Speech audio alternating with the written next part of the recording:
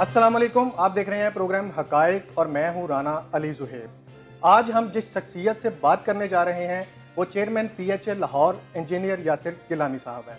अगर बात की जाए उनकी इलाकाई और मुल्की सियासत की तो हमें लगता है, बल्कि हम सब जानते हैं कि शादरा में PTI को मुतारफ़ करवाने में इनका बहुत बड़ा किरदार है। उनसे बात करते हैं और जानते हैं कि उनके पास आने वाले वक्त के लिए क्या प्लान्स हैं। अस्सलाम वालेकुम सर, बहुत शुक्रिया आपके टाइम का। जी वालेकुम सलाम, बहुत शुक्रिया जी आपका भी। सर बताएं, सब ठीक ठाक है? आपकी रूटीन वगैरह सब अल्लाह का शुक्र है जी, अल्हम्दुलिल्लाह। चलिए।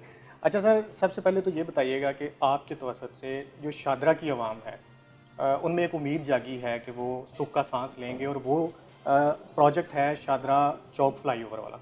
हमें उस पर थोड़ा सा अपडेट कीजिएगा कि वो है क्या और ये कितनी देर तक मुकम्मल हो जाएगा, क्योंकि आपने भी देखा होगा कि बहुत ज़्यादा प्रॉब्लम है वहाँ पे ट्रैफिक का। बिल्कुल जी, प्रॉब्लम का तो सारे लोग इसको जानते हैं। जब हमारी गवर्नमेंट आई तो उस वक्त प्राइम मिनिस्टर इमरान खान साहब से ये प्रॉमिस हुआ, बल्कि उससे पहले प्रॉमिस हो गया। जब मुझे टिकट नहीं मिला तो मैंने कहा मेरे हल्के के अंदर ये चीज़ें ज़रूरी हैं। 17 पॉइंट एक मॉडल शादरा एजेंडा था, जिसका पहला पॉइंट शादरा मोड़ था। तो खान साहब ने उससे पहले भी प्रॉमिस किया था। तो मुझे याद है कि कैबिनेट की तीसरी मीटिंग में खान साहब ने, प्राइम मिनिस्टर साहब ने एज ए प्राइम मिनिस्टर कहा कि शादरा मोड़ का हल निकालें। और कमिश्नर थे मुश्तबा पराचा, उन्होंने फौरी तौर पे उसको रीमॉडलिंग करना शुरू किया। तो मैंने उनसे कहा कि हम तो फ्लाईओवर चाहते हैं। उन्होंने कहा जिसको भी टाइम लगेगा, क्योंकि वो NHA की भी रोड है, फिर LDA भी वहाँ पे करे काम। वो इनके आपस में बजट्स और सारी चीज़ें भी आपस में तय होना थी। लेकिन वहाँ पे रीमॉडलिंग शुरू होके सेफ सिटी को लीड दे के वहाँ पे कैमरेज लग गए और लग गई, वहाँ पे आपके ट्रैफिक सिग्नल्स लग गए, जिससे मैं समझता हूँ कुछ रिलीफ आवाम को मिला। तो शायद वो अच्छा फैसला था उस वक्त के हिसाब से। लेकिन हमारा असल टारगेट यही था कि हम इसको फ्लाईओवर बनाएं। उसके लिए बड़ी कोशिश होती रही। हमने NHA में गए, मुराद सईद से मेरी 2-3 मुलाकातें हुई, चीफ सेक्रेटरी से मुलाकात हुई, NHA के जो चेयरमैन हैं उनसे मुलाकात हुई, LDA के चेयरमैन थे वो पुराने शेख इमरान साहब, उनसे हुई। और जब मुझे बड़ी अच्छी तरह याद है कि उस्मान बुज़ार साहब से एक मुलाकात हुई खान साहब की मौजूदगी में, तो वहाँ पे मैंने कहा, उन्हें अपना एक वादा याद दिलाया। तो उसके बाद यूँ ही खान साहब का मैंने सी ऑफ किया तो उस्मान बुज़ार साहब ने हाथ पे हाथ रख के कहा कि नहीं मैं बनाऊंगा। तो मैंने ये लफ्ज़ भी बोले थे, मैं कहा मेरा बलोच सरदारा वाला वादा करना। तो उन्होंने वो कहा कि मैं करूँगा। उसके बाद उन्होंने LDA को इंस्ट्रक्शन दे दी। LDA ने फिर इसके ऊपर 3 प्रपोजल्स तैयार कर ली, 1 2 3, ऑप्शन 1 2 3 कि NHA को क्या करना है, या हमने जॉइंट करना है, अलग से करना है। वो प्रपोजल्स उनकी थी। प्रपोजल फर्निश हो गई, जब उन्होंने सबमिट कर दी, उसकी अप्रूवल में अभी जानी थी, तो फिर रजीम चेंज ऑपरेशन हो गया। मीनवाइल हमने सगियाँ का इफ्तिताह कर दिया था, बल्कि मुझे याद है सगियाँ के इफ्तिताह पे भी CM ने कहा था कि हम इसको कर रहे हैं। तो जब वो इफ्तिताह वहाँ पे CM ने अनाउंस किया था, वहाँ पे सगियाँ के इफ्तिताह के बाद आपको पता है फिर हमारी गवर्नमेंट चेंज हो गई। अल्लाह का शुक्र है, अल्लाह ताला के ताउन से, अल्लाह ताला की मदद से और अवाम की ताउन से जब हम दोबारा आए हैं तो आते ही सबसे पहले ये काम शुरू हुआ। मियां असलम इकबाल साहब को लीड मिला, सीनियर इंजीनियर बने, और LDA के भी जो वाइस चेयरमैन थे उनका ख़ास शुक्रिया कि उन्होंने फौरी तौर पे उस प्रोजेक्ट को टेकअप किया और LDA को कहा। और ये पिछली हुकूमत ने, नून लीग ने ADP बनाई थी, पूरे साल का प्रोग्राम बना था, वो नून लीग ने बनाया था, नून लीग ने इसमें नहीं रखा था। शादरा मोड़ फ्लाईओवर ADP में शामिल नहीं था। फिर हमने इसके ऊपर ख़ास वर्किंग की, और आज जब हम आपके पास बैठे हुए हैं तो भाई पिछले फ्राइडे को PWDP होती है, प्रोविंशियल वर्किंग डेवलपमेंट पार्टी है, जिसके ऊपर सारे लोग बैठ के फाइनल करते हैं कि जो पंजाब के बड़े बड़े प्रोजेक्ट्स हैं वो फाइनल होना होते हैं। उसकी बाकायदा मंजूरी हो गई है, सारे चैनल्स ने भी बता दिया। अच्छा, ये तकरीबन 9 अरब का मनसूबा है। अच्छा, तो वो इंशाल्लाह अभी शुरू होने जा रहा है। इसकी ये कितनी देर में मुकम्मल होगा? देखिए, इसके फ़ौरन बाद होता है, इसके मिनट्स जारी होते हैं, मिनट्स के बाद फिर इसकी 2-3 रिपोर्ट्स होती हैं। इन्वायरमेंट इम्पैक्ट असेसमेंट रिपोर्ट होती है कि उसका क्या बनेगा। इस तरह की 1-2 और चीज़ें हैं, वो रिपोर्ट्स भी पैरेलल चल रही हैं। मीनवाइल इसके टेंडर डॉक्यूमेंट्स की फ्लोट करने की, इसके ऊपर फर्दर जो मुख्तलिफ अलाइड डिपार्टमेंट्स हैं, वहाँ पे सीवरेज का क्या करना है, वहाँ पे दूसरे डिपार्टमेंट्स ने क्या करना है, लेस्को की वायर्स कैसे होनी है, वो भी फौरी तौर पे अपनी ऑलरेडी उन्होंने कुछ काम किया हुआ है, वो फाइनल अपनी सबमिशन दे देंगे, डिज़ाइन दे देंगे। तो ये सारी चीज़ें ऑन पैरेलल स्टार्ट है। तो जो ही ये फाइनल होता है, मेरा ख्याल है कि फिर ये चला जाएगा टेंडर में, और टेंडर के बाद तो अब यूँ कहिए कि तकरीबन महीने डेढ़ के अंदर, महीने एक के अंदर तकरीबन ये ऑन ग्राउंड काम शुरू हो जाएगा। मतलब हम ये कह सकते हैं कि नवंबर में इस पे काम शुरू हो जाएगा? महीने डेढ़ के अंदर, नवंबर नहीं तो दिसंबर में तो लास्ट में, दिसंबर में तो क्योंकि इसका ये प्रोसीजर ही है ना। तो इंशाल्लाह वो गवर्नमेंट का प्रोसीजर तो अडॉप्ट करना है आपने, ज़ाहिर है टेंडर देना है आपने, फेयर प्रोसेस करना है कि जो पार्टी बेहतर तरीके से इसको परफॉर्म करे। अच्छा, इस प्रोजेक्ट को लेके ना हमने वहाँ पे कुछ मार्केट्स वाले, कुछ शॉपकीपर्स हैं, उनसे बात की थी। उनके कुछ रिजर्वेशन हैं इस पर। वो ये कहते हैं कि जाहिर सी बात है बहुत बड़ा ये वसी तौर पे बनेगा, कुछ मार्केट्स हैं वो गिराई जाएंगी, जो यहाँ जिन लोगों पे वहाँ पे दुकानें हैं वो भी गिराई जाएंगी, डेफिनेटली खुली होंगी रोड्स, उसका क्या क्राइटेरिया? देखिए अभी किस तरह से उसको चीज़ एज फॉर एज जब मैं यहाँ पे आपके पास बैठा हुआ तो अभी तो मुझे इसका एग्जैक्ट आइडिया नहीं है कि कितना एरिया होगा। मेरा ख्याल है कि बहुत ज़्यादा एरिया नहीं होगा, ठीक है, क्योंकि ये काफ़ी खुली रोड है, जीटी रोड है ये। गुजरांवाला से लाहौर आते हुए आपका एक पुल ऊपर चढ़ जाएगा, और इसी तरह से लाहौर से जाते हुए गुजरांवाला स्ट्रेट अवे एक पुल तो ये बनेगा, एक आने वाला एक जाने वाला। तो ये ऑलरेडी वहाँ भी, क्योंकि इसने फ्लाईओवर होना है, नीचे इसके पिलर्स होने हैं, तो ये बहुत ज़्यादा फैलाव इसका नहीं चाहिए होगा। एक ब्रिज आपका आना है, जब आप शेखुपुरा से जो ट्रैफिक आ रही है बेगम कोट साइड से, वो जब आएगा तो वो जब ऊपर चढ़ेगा शादरा मोड़ पे, तो उसके सामने जाहिर है ये वाला ब्रिज है, एक ऑलरेडी होगा, ये उसके ऊपर चला जाएगा। तो ये ब्रिज जो शेखुपुरा से आने वाला ब्रिज है, ये कह लें मल्टी लेवल ब्रिज हो जाएगा ऊपर जाके, तो फिर ये दोबारा लाहौर की तरफ जाके उतरेगा। तो थोड़ी सी साइड पे उन्होंने पैसे तो रखे हुए हैं, वो आपको पता है गवर्नमेंट का एक तरीका है, तो हम कोशिश करेंगे इंशाल्लाह एजेंसीज को कह के कि मिनिमम डिस्प्लेसमेंट हो, मिनिमम जो है वो डिस्टर्बेंस हो, और जो बेहतरीन तरीक़ाकार है उसके मुताबिक उसको किया जाए। ज़ाहिर है गवर्नमेंट के एक सेट रूल्स हैं, वो तो करना ही पड़ेगा, क्योंकि आपने रोज़ाना की बुनियाद पर लाखों लोगों को सहूलत देनी है, और जिन लोगों से अगर कोई जगह आती भी है तो उनको प्रॉपर उसका जो गवर्नमेंट का तरीकाकार है उसके मुताबिक उनको पे भी किया जाए। अच्छा, ये तो सर बहुत अच्छा मंसूबा है। इसके साथ ही ये शादा स्पोर्ट्स कम्प्लेक्स वाला है जो काफ़ी देर से शुरू हुआ, फिर वो रुका। इवन दैट मैंने जब पर्सनली वहाँ पे विज़िट भी किया तो देखा कि जो चीज़ बनी हुई है वो भी गिर रही है। अभी इस वक्त उस पर फिर से काम शुरू हुआ है, होने वाला है या हुआ है, मैंने उस नज़र में आ रहा है हमारे जानने में। ये बताइए कि इसके साथ क्या वो भी कितनी देर में मुकम्मल होगा? वो है इसे जी दो स्ट्रीमलाइन में? जी बिल्कुल, दो चीज़ें हैं। एक तो वो जगह है तकरीबन जो LDA के स्पोर्ट्स कम्प्लेक्स जो बन ही रहा है, तकरीबन 40 कनाल के करीब जगह है, इंशाल्लाह उसके ऊपर काम शुरू हो गया। मैं खुद उस पर जाके विज़िट भी करूँगा, और उसको LDA को कह दिया गया है, उसको कॉन्ट्रैक्टर्स को भी मूव कर दिया गया है, तो उस पर काम अभी भी आजकल भी शुरू है, और कोशिश करेंगे कि उसको जल्द अज जल्द इसी टेन्योर में मुकम्मल किया जाए, जल्द मुकम्मल किया जाए। वो तो शुरू कर रहे हैं, वो पुराना एक मंसूबा था। एक जो नया मंसूबा इसकी बैक पे जो है वो ज़्यादा इफेक्टिव, ज़्यादा इंपॉर्टेंट हमारे लिए है, इलाके के लिए भी। ये भी अच्छा है, मैं नहीं कह रहा कि वो पुराना अगर शुरू हुआ तो अच्छा नहीं है, ये भी अच्छा है, लेकिन इंशाल्लाह कंप्लीट इसको हम ही करेंगे। और जो पिछला मंसूबा है वहाँ पे 70 कनाल जगह है, अगर आप उस जगह को विजिट करें तो जिसे हम कहते हैं ना छप्पड़ या जोहड़, वो वाली सूरत हाल है, मच्छर है, गंदगी है वहाँ पे। एक तरफ वो बिल्कुल आबादी के दरमियान में इस तरह तो कौन सी बनती है, 70 कनाल जगह है। वो जगह शहबाज स्पीड साहब जो कहते हैं, उन्होंने वहाँ पर लारी अड्डा बनाने का सोचा था, बिल्कुल आबादी के अंदर, आबादी के अंदर, और वो लैंड उन्होंने ट्रांसफ़र कर दी हुई थी ट्रांसपोर्ट डिपार्टमेंट को। सरकारी कागजों में जब लैंड ट्रांसफ़र करवानी है तो बड़ा मुश्किल काम होता है। वो मैंने फिर उसके ऊपर जो काम शुरू किया कि वहाँ पे हमने पार्क बनाना है, मुझे कम से कम 1.5 साल लगे। मैं आपको फाइलें दिखा सकता हूँ, 70 से ज़्यादा टेबल्स पे वो फाइल गई, सिग्नेचर हुए, बड़ी लंबी उसकी स्टोरी है। यानी फिर कैबिनेट ने अप्रूव किया, CM के पास 2 दफ़ा गई, पूरे कैबिना के हर वजीर ने उसके ऊपर साइन किए। अब वो गज़ट में शामिल हो गई है कि ये जगह पार्क के लिए है। अल्हम्दुलिल्लाह उसके फंड्स भी हमने मंजूर करवा लिए हैं, उसकी भी ADP उसकी वो बन गई हुई है, PC1 बन गया हुआ है, उसकी प्रेजेंटेशन बन गई है, उसकी कोटेशंस तैयार हैं, उसका पूरा एस्टीमेट है। एक उसकी भी कमेटी होती है, जैसे इस कमेटी में मैंने बताया था कि शादरा मोड़ पास हुआ है, ये वाली कमेटी कमिश्नर साहब की सरबराही में एक मीटिंग होनी है।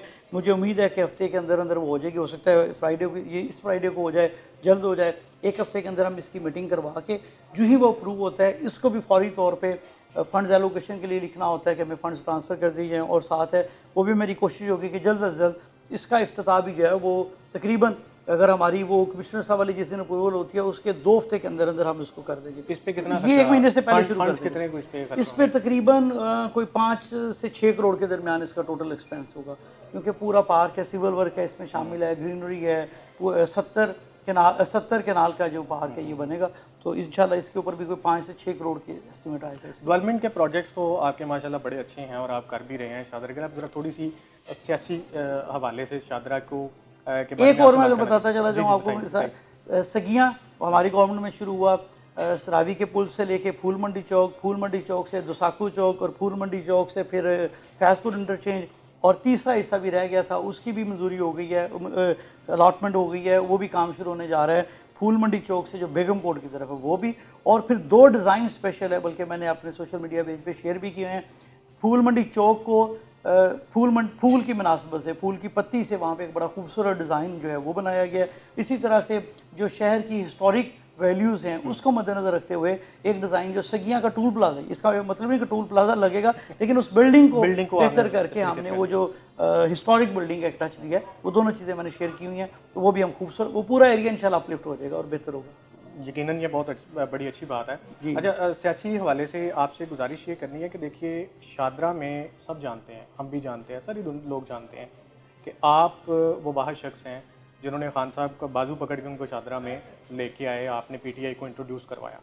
हमारे मुताबिक, हमारी इतला के मुताबिक जब खान साहब की पहली मीटिंग हुई थी आपके साथ शादरा में, उस वक़्त 6 से 7 लोग थे जो बुनियादी तौर पर वहाँ पे समझे जाते थे। उनमें से अभी खान साहब के साथ सिर्फ आप हैं, बाकी के लोग जो हैं वो किधर हैं, वो क्यों खान साहब के साथ नहीं? बिल्कुल भी नहीं, ना ना ना, बिल्कुल भी नहीं। असल में वो वाक़या शायद ऐसे है, वो खान साहब ने 3-4 दफ़ा खुद स्टेट किया है। मैं यही कहने वो का वाक़या मतलब यही खान था। साहब ने खुद स्टेट किया है। तो उसमें अक्सरियत जो नौजवानों को, उस वक्त तो सिर्फ 5-6 लोग थे। असल में हमने 6-7 जगहों पे जाना था। ये 6 जून 2001 की बात है। 6 जून 2001 को हमने वहाँ पे प्रोग्राम रखा। बुध का दिन था गालिबन, मुझे याद है, छुट्टी का दिन भी नहीं था, लेकिन फिर भी वो हमारे एक नए सदर आए लाहौर के, उन्होंने कहा एक प्रोग्राम रखो, 1.4, हमने 6 डिफरेंट पॉइंट्स पे प्रोग्राम रखे। पहली जगह पे बैठे, वहाँ पे हुआ, दूसरी पे बैठे, तीसरी पे वो रास्तों का एक हमारा बंडाला रोड है, बड़ा रश वाला बाजार, बिल्कुल बहुत हम उस बाज़ार के अंदर एंटर हो गए। फिर वहाँ पे एक प्रोग्राम रखा, फिर वहाँ से निकलते निकलते लाइबल रोड पे जाना था, तो वो बड़ा रश वाला सिनेरियो था। और था गैदरिंग थोड़ी थोड़ी थी। तो वो खान साहब उसको वो छेड़ते हुए कहते हैं कि वो मैंने देखा इसने बड़ी दूर मुझे बुलाया। तो वहाँ पे जब मैं पहुँचा तो वहाँ पे 4 लोग थे। तो मैं उन्हें कहता होता, नहीं खान साहब एक ही मेरा आपसे इख्तिलाफ है, 4 नहीं 6 थे। तो वो इस तरह की बात है, लेकिन वो एक जज्बा था। हम एक उसमें लॉयल्टी बहुत की सारे बात करें, उनमें से जो 6 लोग थे, क्या आप कह सकते हैं कि वो 6 लोग आज भी खान साहब के साथ हैं? मुझे जो याद पड़ता है मैक्सिमम लोग खान साहब के साथ हैं। वो मैंने बताया 6 डिफरेंट प्लेसेस थी, तो 6 डिफरेंट प्लेसेस पे लोग थे। ताजमहल बेकरी से लोग थे, मुख्तलिफ जगहों पे लोग थे, ऑलमोस्ट जो है ना वो सारे साथ हैं ऑलमोस्ट। अच्छा, स्पेसिफिक अगर किसी की बात करें तो मेरे जहन में नहीं है, लेकिन तकरीबन सारे लोग साथ हैं। अच्छा, एक चीज़ आप भी मतलब कि जो अंडर टॉक है वो शादरा के अंदर ये है कि पाकिस्तान तहरीक इंसाफ एनए का जो वो लोग जिन्होंने यहाँ पे मेहनत की, जिन्होंने पीटीआई को सपोर्ट किया, जिन्होंने पीटीआई को इंट्रोड्यूस करवाया, वो उम्मीदवार इस एनए से पीटीआई का उम्मीदवार क्यों इस इलाके से नहीं लिया जा रहा? एग्जांपल हम देते हैं आपके अबरारुल हक साहब की, जो हमें ये लग रहा है कि अभी इस वक्त उनको टिकट मिलेगा। अबरारुल हक साहब नारोवाल से उनका ताल्लुक है, 2 दफ़ा वो वहाँ पे इलेक्शन आ चुके हैं, तो वहाँ से उठ के शादरा में उनको लाना, आपको ये लगता है कि क्या ये फैसला दुरुस्त होगा? देखिए, ये फैसला होता है पार्टी का फैसला होता है। पार्टी ने बहुत सारी चीज़ें उनके सामने प्लस माइनस होते हैं, देखना होता है जो भी डिसीजन होगा। लास्ट टाइम मेरा फैसला पॉपुलर फैसला था, 75 में से 74 लोग बैठ पे मेरे साथ खड़े थे। रिव्यू में मुझे टिकट मिल गया, रिव्यू में मिलने के बावजूद भी फिर मुझे एंड पे फाइनल जब हुआ तो नहीं मिल सका। तो ये तो एक मैटर करता है, पार्टी का एट द एंड डिसीजन होता है, लेकिन हमें उस डिसीजन को मानना उस फैसले को आप मानते हैं कि वो ठीक हुआ था? नहीं, मैं देखिए, वो तो खान साहब ने खुद कहा ना, मैं तो मानूं तब जब कहूँ। खान साहब ने खुद कहा कि हमें कंप्रोमाइज़ करना पड़ा, और जिन लोगों ने किया फैसला, फिर खान साहब ने उनके बारे में जो कमेंट्स किए वो सब लोगों को पता है। और आज वो लोग हिस्सा नहीं है इस पार्टी का जिन्होंने उस वक्त ज्यादती की। लेकिन नहीं हो, मैं कहने का, खान साहब ने तो रिव्यू में मुझे टिकट दे दिया था, लेकिन समटाइम्स कुछ कंप्रोमाइज़ करने पड़ जाते हैं for the bigger cause, for the bigger goal. तो वो एक कंप्रोमाइज़ था, लेकिन कोई बात नहीं। लेकिन पार्टी के डिसीजन को हमने उस वक्त माना। अभी अगर इलेक्शन अनाउंस होता है, आने वाला जनरल इलेक्शन है जी, आपके मुताबिक, देखें आपसे इसलिए ये कोई सवाल किया जा रहा है कि आप वहाँ पे मौजूद हैं, वो आपका हल्का है, क्या अबरारुल हक साहब को टिकट देना, अगर पार्टी भी देती है, खान साहब देती है, आपके मुताबिक, हम पार्टी पॉलिसी की बात नहीं कर रहे, हम कंप्रोमाइज़ की बात नहीं कर रहे, हम ग्राउंड रियलिटी की बात कर रहे हैं, क्या ये फैसला? देखिए, मैं अपने हद तक तो बात कर सकता हूँ, मुझे बहुत सारे लोगों ने कहा, लेकिन मैं समझता हूँ मेरी वर्किंग और मैंने इलेक्शन लड़ना वर्किंग की बेस पे। मैं कोई बहुत बड़ा रईसज़ादा या बहुत बड़ा कोई नवाब फैमिली से या कोई पॉलिटिकल बैकग्राउंड से इस तरह का नहीं है मेरा कि मैं जिधर मर्जी चला जाऊँ वहाँ से इलेक्शन लड़ लूँ। तो मेरी जो वर्किंग है, लोगों से जो राब्ता है, जो नाता है, जो ताल्लुक़ है, वो अपने पीपी के हल्के पे है। तो उसको स्ट्रॉन्ग करना है, और उसको स्ट्रॉन्ग करने के बाद आमतौर पे ये होता है, जैसे खान साहब ने 6-7 हल्कों से इलेक्शन लड़ा है, नेशनल लेवल के लीडर्स जो हैं वो मुख्तलिफ जगहों से इलेक्शन लड़ते हैं, अमूमन इस तरह से होता है। तो अगर तो वहाँ से कोई कैंडिडेट हो जाए वो भी फाबे आया, अगर कोई बाहर से आता है, पार्टी बेहतर फैसला करेगी। इस पर मैं इस वक्त आपके लिए कुछ कह नहीं सकूँगा, तो जो पार्टी फैसला करेगी हमें आमीन होगा इंशाल्लाह। मेयर वाजिद साहब इस वक्त अलहदा एक ग्रुप बना चुके हैं आपके खिलाफ, मतलब आपके खिलाफ से मुराद ये है कि उनके जो मामला आता है ना, वो कुछ ये समझते हैं कि शायद नहीं ऐसा नहीं, आपने कोई उनके रास्ते की रुकावट है आप, या कुछ इस तरह से, तो क्या सच्चाई है? नहीं, ऐसा कुछ नहीं होता। होता ये है कि किसी भी जगह पे, किसी भी हल्के में चले जाए ना, किसी भी पार्टी में जो पॉपुलर पार्टी होती है, वहाँ पे 2 से 3 लोग कम से कम कैंडिडेट होते हैं, उम्मीदवार होते हैं। सूबाई पे भी और कौमी पे भी, वो सारे जब होंगे, अगर आप उम्मीदवार हैं तो आप कहेंगे कि मेरे साथ लोग हैं, मैं कहूँगा मेरे साथ लोग हैं, तीसरे साहब हैं वो कहेंगे मेरे साथ लोग हैं, तो वो इस तरह की एक चीज़ है। लेकिन once the party has decided, जब पार्टी फैसला कर देगी कि ये है, सब लोगों ने इमरान खान के फैसले के पीछे चलना है, सब लोगों ने बैट को स्टैम्प करना है, वो बैट जिसके भी पास होगा वो उसके चलेगा। और वो भी हमारे भाई हैं, कोई ऐसा इशू नहीं, पिछला इलेक्शन उन्होंने लड़ा, बहुत कम वक्त में बड़े अच्छे वोट लिए। पार्टी जो भी फैसला करेगी हम उसके अगर ऊपर खान साहब आपसे ये पूछते हैं कि एक तरफ इब्रारुल हक साहब है और एक तरफ महर वाजद है, जब पूछेंगे इंजीनियर यासिर गिलानी मुझे बताएं कि मैं टिकट किसको दूं, तो आपका वोट किसकी मैं तरफ? खान साहब को बताऊंगा ना उस वक्त, अभी नहीं बताऊंगा मैं खान साहब को थोड़ा हल्के की आवाम बेसिकली जो है ना वो इस चीज़ को लेके बड़ी यूथ, आपने यूथ की बात की ना, जो यंग जनरेशन है शादरा की, मैटर नहीं करेगा, मैटर नहीं करेगा, बैट मैटर करेगा। इवन मैं भी मैटर नहीं करूंगा, सच्ची बात है, यासिर गिलानी भी मैटर नहीं करेगा, बैट मैटर करेगा। अच्छा सर, ये बताइए कि शादरा में एक प्रॉब्लम है बड़ी सीरियस किस्म की, वो प्रॉब्लम ये है मनशियात को लेकर। हमारी इतला के मुताबिक तकरीबन कोई 1500 से 2000 इस टाइम पर बच्चे हैं जो आइस पे लग चुके हैं। मुझे नहीं पता कि आपको इससे पहले इस बात का इल्म हुआ है या नहीं हुआ, या किसी ने आपको इन्फॉर्म किया या नहीं किया, लेकिन इस पे कोई आपके पास कोई इन्फॉर्मेशन आई है या इस पे कोई काम करने वाला या कोई स्ट्रेटजी इस किस्म ये बात आपकी बिल्कुल ठीक है। बड़ा अनफॉर्चुनेट है पूरे लाहौर के अंदर ये जो आइस वाला फैक्टर है और मंशियात का ओवरऑल ये बड़ा ज़्यादा है। हमारे एरिया में निस्बतन इसलिए ज़्यादा है कि ये एरिया बॉर्डर एरिया बनता है डिस्ट्रिक्ट का। जब दो अजला का बॉर्डर बनता है, बिल्कुल एक तरफ शेखुपुर आ जाता है, एक तरफ ये है, बाज़ का कुछ लोग ऑपरेट इस तरह से करते हैं, शेखुपुर और हदूद का पुलिस ने अपनी हदूद में काम करना होता है, एनी हो, लेकिन ये एडमिनिस्ट्रेशन का काम है, करना चाहिए। पिछले दिनों में एक मीटिंग में मौजूद था जिसमें हमारी लाहौर की क़यादत भी थी और पुलिस के लोग भी थे, बाकी लोग भी थे। तो वहाँ पे इस अज़म का इज़हार किया गया कि विद आयरन हैंड्स निपटा जाए पूरे लाहौर के अंदर जितने भी लोग हैं, कब्ज़ा माफिया के लोग हैं जो गुंडागर्दी और बदमाशी करते हैं, लोगों को तंग करते हैं, किसी को कत्ल कर दिया, फायर मार दिया खामखा बदमाशी के तौर पे, और मंशियात, इन 3 लोगों के ऊपर ये महीना 1.5 महीना पहले की बात है, बल्कि काफ़ी हद तक ऑपरेशन भी हुआ, तो उसके ऊपर ओवरऑल एक काम हो रहा है। और उसमें यही डिसीजन था हमारी गवर्नमेंट का, पंजाब गवर्नमेंट का, परवेज़ इलाही साहब के क़यादत में, कि कंप्रोमाइज़ नहीं किया जाएगा ख़ास तौर पे सारी जगहों पे, लेकिन ख़ास तौर पे लाहौर में उस वक्त ये ब्रीफिंग थी कि मंशियात, कब्ज़ा माफिया और जो मैंने तीसरा बताया बदमाश जो लोग हैं, इनके खिलाफ एक ऑपरेशन जो है ना वो लॉन्च किया हुआ है, उस पर काम भी हो रहा है, लेकिन ज़ाहिर है इसको मज़ीद इफेक्टिव करने की ज़रूरत है। एक हवा है पंजाब में अदम एतमाद की, जी, क्या समझते हैं उस बारे में? एतमाद का इज़हार तो अवाम ने कर दिया, ठीक है, जो अदम एतमाद था असम्बली में जो जी, मैं वही बताने को, असम्बली में गया ना, जब 17 जुलाई हुआ तो 20 हल्कों में इलेक्शन हुआ, वो हल्के थे जहाँ पे ये समझते थे यहाँ से ये जीते हुए लोग थे, जो टर्न कोट बने, जिन्हें सियासी ज़ुबान में लोटा कहते हैं, इन्होंने अरबों रुपए के काम करवाए थे जीते हुए हल्कों, मेरे जैसे हल्कों में जहाँ पे पीटीआई नहीं जीती वहाँ पे काम कम हुए हैं, लेकिन जिन लोगों से, जिन हल्कों से लोग जीते थे, इन्होंने काम करवाए हुए थे। नुमान लंगड़ियाल एक ऐसा नाम है, ख़ानदानी नाम है, नवानी साहब ख़ानदानी नाम है, लाहौर में अलीम खान की सीट आप देख लें, ये सारे लोग इकट्ठे होकर, लाहौर याद सादक ने रिज़ाइन कर दिया मिनिस्टरशिप से कि मैंने कैंपेन चलानी है, किधर गई उसकी कैंपेन? तो ये है कि अवाम का फैसला था, तो अवाम ने तो एतमाद का इज़हार इमरान खान पे कर दिया। ठीक है, अब ये इसीलिए तो इलेक्शन पे भागते हैं, ज़मीनी इलेक्शन की डेट पहले आगे कर दी जी, सैलाब जिन इलाकों में सैलाब नहीं है उधर भी बहाना बना के इलेक्शन कमीशन को उन्होंने घर की लौंडी बनाया हुआ है, और उसके तमाम चीज़ें, मैं पिछले 17 जुलाई में मैंने खुद वहाँ पे पोलिंग स्टेशन पे और एक हल्के पूरे को मैंने देखा है, कम अज़ कम मैं समझता हूँ एक सूबाई के हल्के में कम अज़ कम 10,000 का इन्होंने डिफरेंस किया, वोटों की डिस्प्लेसमेंट की थी कि जी वोट फलां तारीख को वोटर लिस्ट पब्लिश हो रही है, नहीं ये वाली नहीं ये वाली है, इस चक्कर में डाल के जो सर्वेस करवा के पीटीआई के वोट्स को बाहर किया और दूसरे वोट्स को इनसाइड पे किया। बरकर टाउन से हमारे लोग पीएमएलएन के लोग थे, उनके वोट यहाँ बने हुए थे, कुछ और लोगों के वोट बने हुए थे, तो इन्होंने इसके बावजूद भी अवाम की बड़ी तादाद ने फैसला दिया, जिसकी वजह से आज हम गवर्नमेंट में बैठे हुए हैं। अब वो रजीम चेंज वाले सारे परेशान, तो उन्होंने अपना हक़ तो मान लिया अमेरिका बहादुर को, और उनके कहने पे सारा कुछ कर तो लिया है, अब सर पकड़ के बैठे हुए हैं।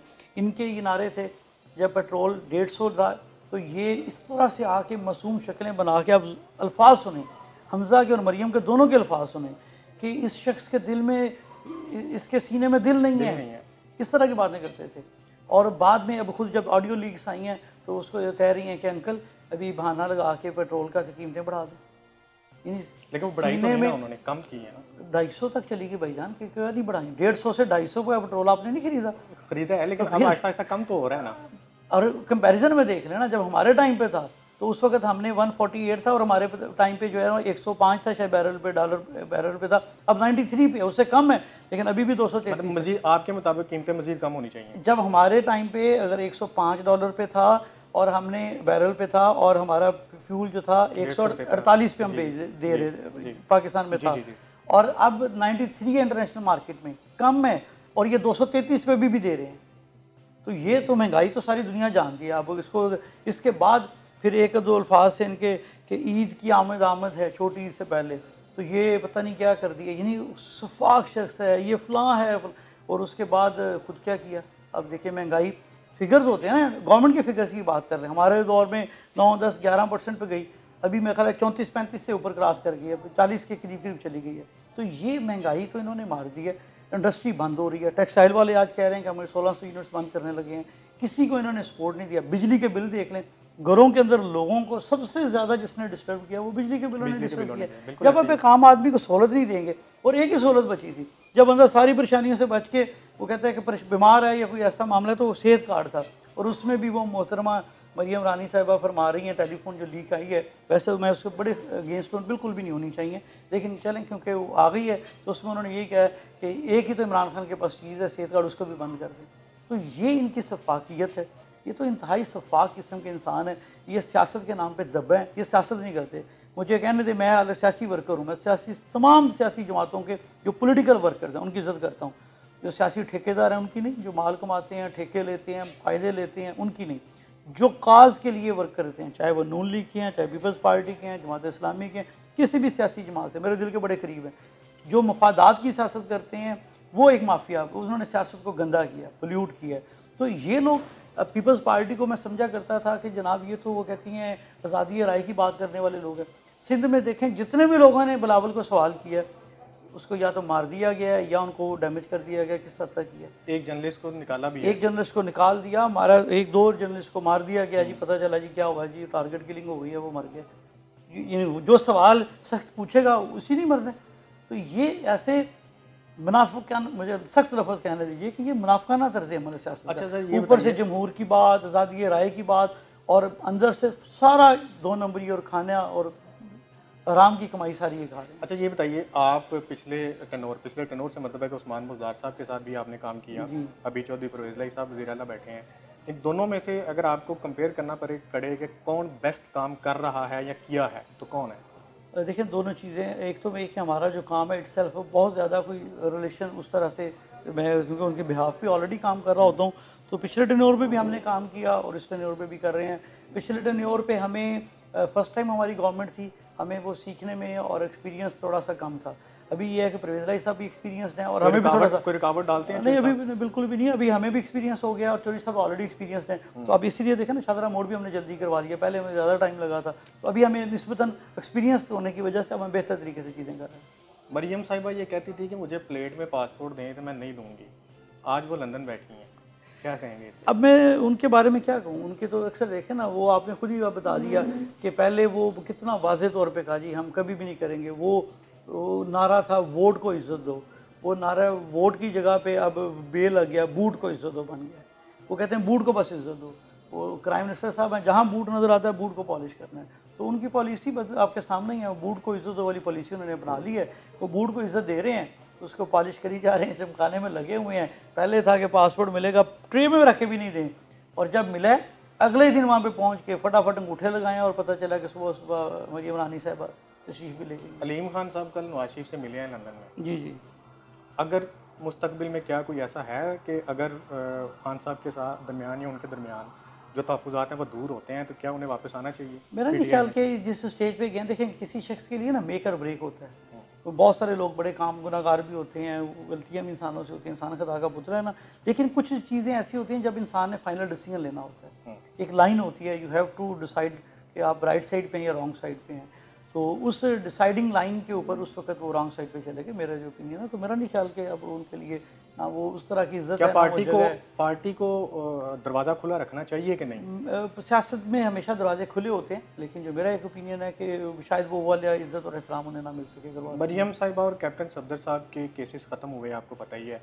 अब नवाज शरीफ और जहांगीर तरीन साहब के केसेस खात्मे की तरफ जा रहे हैं। जी। अगर जहांगीर तरीन साहब अहल हो जाते हैं, क्योंकि वो नाअहल हैं, तो क्या पार्टी उनसे रब्ता करेगी? देखिए मेरा नहीं ख्याल ये राब्ते मुख्तलिफ चल रहे होते हैं, ये पार्टी ने बड़े लेवल पे जाके फैसला करना है जो भी सिनेरियो है। लेकिन मैं जो चीज़ समझता हूँ, अगर मुझे मेरे मुश्किल वक्त है, जो शख्स मेरे मुश्किल टाइम पे मेरे साथ नहीं खड़ा, तो वो मेरी नज़र में उसकी वो वैल्यू नहीं होगी। सेम गोज़ फॉर एवरीवन, ठीक है ना। तो जब खान साहब के ऊपर मुश्किल वक्त था, खान साहब से ज़्यादा इस कौम के ऊपर मुश्किल वक्त था, सब ने देख लिया। ये सारे वो लोग थे ना, वो कहते थे राजा रियाज और वो नूर आलम असम्बली में खड़े होकर बड़े दिलेर बनते थे कि हम पार्टी के अंदर रह के जी महंगाई है, हम अपने हल्के में जाते हैं। अब ज़मीर नहीं जागता, अब उनका ज़मीर किधर गया है? सो गया ज़मीर। अब महंगाई नहीं, अब उससे तो डबल और 3 गुना ज़्यादा महंगाई है। 3 गुना महंगाई पे ज़मीर सोया हुआ है, वो ज़मीर नहीं जागता था। वो उनको नोटों की चमक थी या उनका जो रजीम चेंज ऑपरेशन में जो उनको था वो लोटाइज़म था। अब तो वो एक सियासतदान थे, मीर संगा या बाई इलेक्शन में आपने सुना होगा, कहते मैं साहब जो कहते रिहा ही नहीं, बाहर उन लोग की लोटा लोटा से देने। तो इन्होंने अपनी इज़्ज़त खुद पामाल की है, इन सब लोगों ने। इनके इंसान के अपने हाथ में होता है कि जब भी उसे समझो कि लाइन के किस तरफ खड़े होना है, तो अगर राइट साइड पे खड़ा होगा तो उसकी इज़्ज़त होगी, अदरवाइज उसकी इज़्ज़त नहीं। आखिरी सवाल आपसे जी। जिस दिन इमरान खान साहब के वारंट गिरफ्तारी जारी हुए, उस दिन उनके ट्विटर अकाउंट से एक पिक्चर वायरल अपलोड की गई। उस तस्वीर को एडिट करके शेरी मज़ारी साहिबा ने वो एक जानवर की जगह पे मरीम नवाज़ की और राना सनाउल्लाह की फ़ोटो लगा के उन्होंने अपने ट्विटर ऑफिशियल अकाउंट से अपलोड की। आप क्या समझते हैं, ये ठीक था?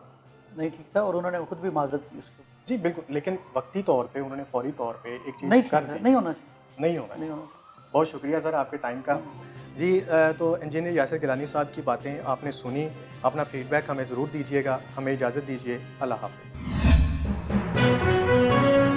अहम इश्यूज हों या मुल्की और गैर मुल्की शख्सियात की प्रेस कॉन्फ्रेंसेस, हर लम्हा बाखबर रहने के लिए हमारा YouTube चैनल सब्सक्राइब करें। बावसूख ज़राए से मुसद्दिक़ा खबरों, तज्ज़ियों और तबसरों से मुस्तफ़ीद होने के लिए अभी हमारी वेबसाइट को विजिट कीजिए। इसके साथ साथ आप हमें फेसबुक पर लाइक और फॉलो भी कर सकते हैं। इसके अलावा हर टाइम ओवरसीज़ पाकिस्तानियों के हालात और मसाइल के हल को जानने के लिए हमारी ऐप भी डाउनलोड कर सकते हैं। हम कर रहे हैं आपको हर लम्हा बाखबर, क्योंकि है 39 न्यूज़ पर आपका एतबार।